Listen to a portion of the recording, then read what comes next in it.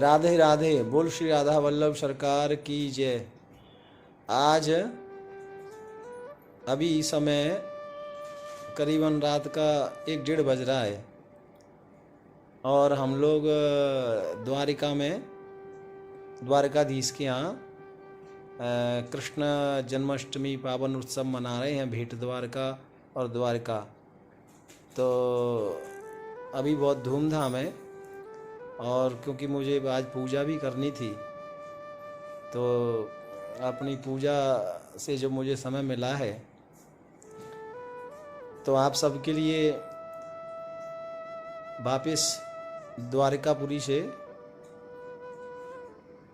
पावन जो उत्सव है भगवान श्री कृष्ण का प्राकट्योत्सव जन्मोत्सव, उसके लिए बहुत बहुत बधाई और सब भक्तों के लिए बहुत आशीर्वाद।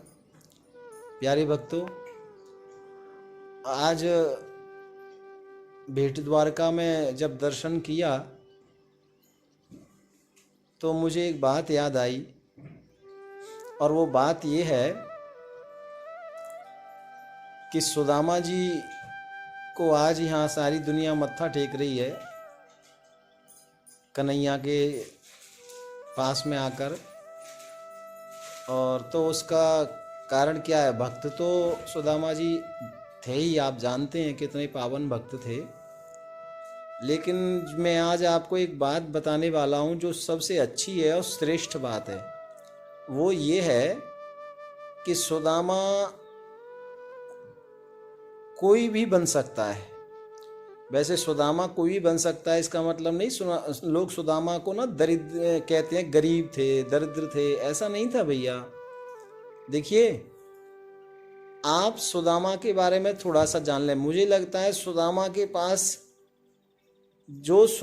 पास धन था, अथवा तो सुदामा जी जितने रईस थे वो कोई हो ही नहीं सकता। उनकी रईसी आज तक यहाँ देखने में आ रही है, दुनिया आके मत्था टेक रही है ना। भेंट द्वारका में उस जगह को लोग प्रणाम कर रहे हैं। और सुदामा जी गरीब नहीं थे, सुदामा जी तो बहुत अमीर थे, क्योंकि उनके पास जीवन का सबसे बड़ा धन था। और इसका प्रमाण आज मिल रहा है, कबीरा सब जग निर्धना, धनवंता नहीं कोई, और धनवंता सोई जानिए, जाके राम नाम धन होए, है ना। तो उनके पास भगवान का धन था। और मैंने जो यहाँ से शिक्षा ली, जो जिसके लिए मुझे जो बात याद आई, जो मैं आप लोगों को बताना चाहता हूँ, वो बात ये है कि सुदामा जी के पास सबसे बड़ा जो धन था वो था संतोष। वो संतोषी थे, है ना। तो सबसे बड़ा धन संतोष था। देखिए, हम कोई काम करते हैं ना तो कहते हैं ये काम हो जाए तो बस आगे बहुत है, फिर नहीं करना। लेकिन फिर आप नोट करना, फिर कुछ ना कुछ काम आ जाता है, पक्का आएगा, 200%, कोई रोक नहीं सकता। क्यों? और वो लालच मन में आएगा, संतोष नहीं है, लालच आएगा। एक लालच को फिर पूरा कर लिया और फिर दूसरा लालच आया, तीसरा, वो लालच बढ़ता ही रहता है, बढ़ता ही रहता है। वो मालूम है कैसे बढ़ता है? जैसे कभी किसी ने, आपने देखा होगा, कोई बुजुर्ग बंदा होता है ना, और जैसे छाती में, हृदय में, गले में एक कफ बढ़ता रहता है ना, आप एक बार उसको साफ करो दोबारा आ जाता है, दोबारा साफ करो दोबारा आ जाता है। अब ये कफ की उपमा पता है क्यों आपको दे रहा हूँ? ये भी मुझे ध्यान आई है। आजकल मुझे जुकाम हो रहा है ना, तो मुझे पूजा से भी उठना पड़ा 1-2 बार कफ साफ करने के लिए।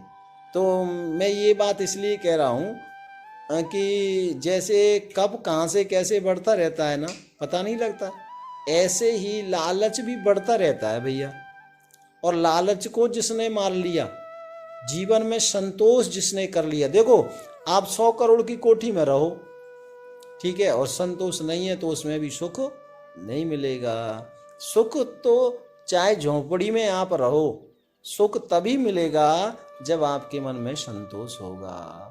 तो भैया, मैंने यहाँ से ये बात देखी भी है, दर्शन भी किया है, जाना भी है और इस बात की शिक्षा ली है। तो जीवन में सबसे बड़ा जो धन है ना, वो है संतोष धन। लोगों ने सुना है, लोग कहते हैं, लेकिन क्या कभी करके देखा? करके देखना थोड़ा है ना। ऐसा नहीं कि मन में जो आए नहीं वो मैनू चाहिए, वो मिलती नहीं है तो फिर गुस्सा आता है। देखो कई बार हमें कोई चीज़ लेनी होती है ना, हम लोग कोई चीज़ की इच्छा रखते हैं। अब वो इच्छा हो गई हमारी कि हमने ये गाड़ी लेनी है, ये कोठी बनानी है, ये चीज़ प्राप्त करनी है, लालच मन में आ गया। अब वो लालच पूरा नहीं होता है तो मालूम है क्या आता है? उससे क्रोध आता है, मन चिड़चिड़ापन रहता है, मन में खिन्नता रहती है ना। सब कुछ होते हुए भी बंदा रोता रहता है। तो क्रोध क्यों आया? क्योंकि मन में लालच आया, लोभ आया, है ना। और क्रोध जब आता है तो मालूम है क्या होता है? क्रोध आने से व्यक्ति निगूढ़ हो जाता है, यानी उसकी बुद्धि भ्रष्ट हो जाती है। ठीक है जी, जब क्रोध आता है तो बुद्धि भ्रष्ट हो जाती है, और बुद्धि भ्रष्ट जब होती है ना जीव की, तो मालूम है क्या होता है? विनाश होता है। इसलिए सबसे बड़ा जो लालच है ना, ये शत्रु, बहुत बड़ा शत्रु है। तो भैया जीवन में बिना मतलब के लालच मत करो। और कई बार आपको कोई चीज़ पसंद आती है, नहीं आती है, अपनी क्षमता के अनुसार जीवन जियो। ये सुदामा जी हमें शिक्षा दे रहे हैं, और मैंने यहाँ से ये शिक्षा ली है, मुझे बहुत अच्छा लगा। और मैं अभी पूजा से हम लोग उठे और हम द्वारका आए हैं। कुछ भक्त मुझे लेकर आए हैं। इन्होंने अगले 2-3 दिन में मुझे द्वारका और जगन्नाथपुरी और सब यात्रा ये करा रहे।